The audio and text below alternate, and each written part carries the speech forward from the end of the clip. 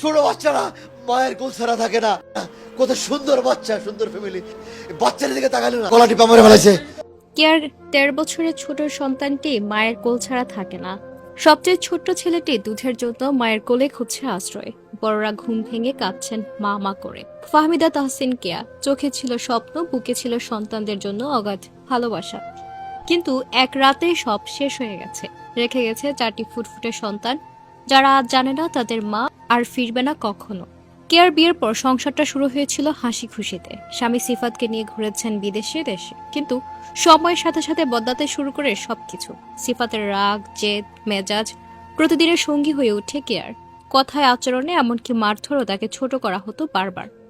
একদিন কেয়ার সহ্য করতে না পেরে বাবাকে ফোন করেছিল। আমি আর পারছি না, এই সংসারে মানুষ, আমার আর এখানে থাকা হবে না। কিন্তু বাবা মেয়েকে বলেছিল, মা তোর 4টা বাচ্চা আছে, ওদের জীবন তছনছ হয়ে যাবে, মানিয়ে এনে চেষ্টা কর। বাবার কথা মেনে কেয়া থেকে গিয়েছিল সে বদ মেজাজি স্বামীর কাছে। ভেবেছিল হয়তো স্বামী বদলাবে, সংসার বদলাবে, কিন্তু বদলায়নি কিছুই। পরপর 4টি বাচ্চা হয়ে গেছে, কিন্তু বদলায়নি স্বামীর বদ মেজাজ। বরং তাকে বন্ধু স্বজনদের থেকেও আলাদা করে ফেলেছিল সিফাত। 13 আগস্ট গভীর রাতে পশ্চিম শেওড়াপাড়ার শামীম সরণি 322 নম্বর মেট্রো পিলারের উল্টো পাশে তাদের 583 অনামিকা কনকট অ্যাপার্টমেন্টে ঘটে যায় এই ভয়ঙ্কর ঘটনা। রাত 1:56 কেয়ার মা নাজমা বেগমের ফোন বেজে ওঠে। ওপাশে সিফাত। এখনই বাসায় আসেন, কেয়া আর নেই। শব্দগুলো স্বাভাবিক, যেন কিছুই হয়নি।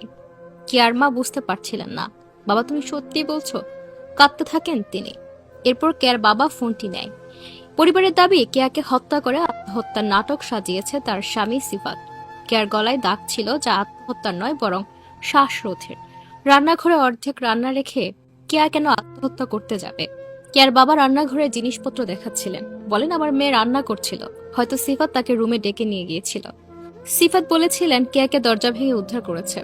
দরজা ভেঙে উদ্ধার করার কথা বললেও দরজা ভাঙার কোনো চিহ্ন মেলেনি সে বাড়িতে। সিসি ক্যামেরায় দেখা যায় সিফাত তার বন্ধু, ড্রাইভার, ম্যানেজারকে নিয়ে কেয়াকে গাড়িতে তুলে হাসপাতালে নিয়ে যাচ্ছে। কিন্তু ডাক্তার মৃত ঘোষণা করার পরেই তারা সবাই পালিয়ে যায়। কেয়ার বাবার কণ্ঠ তখন কাঁপছিল, হাওমা করে কাঁদছিলেন।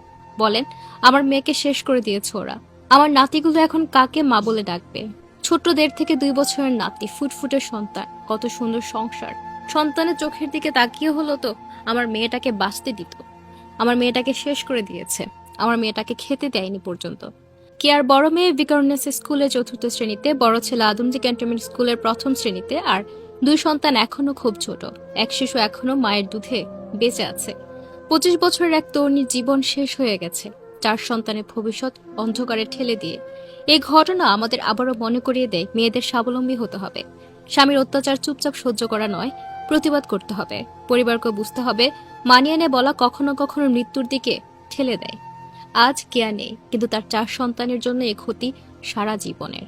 তারা কখনো মাকে ফিরে পাবে না, কখনো মায়ের আদর পাবে না।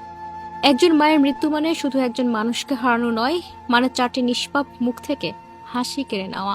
আমরা আল্লাহর কাছে দোয়া করি, আল্লাহ তাআলা যেন কেয়াকে জান্নাতুল ফিরদৌস দান করে এবং কেয়ারের খুনি স্বামীকে যেন পুলিশ তাড়াতাড়ি ধরতে পারে, তার শাস্তি তাড়াতাড়ি নিশ্চিত করা হয়।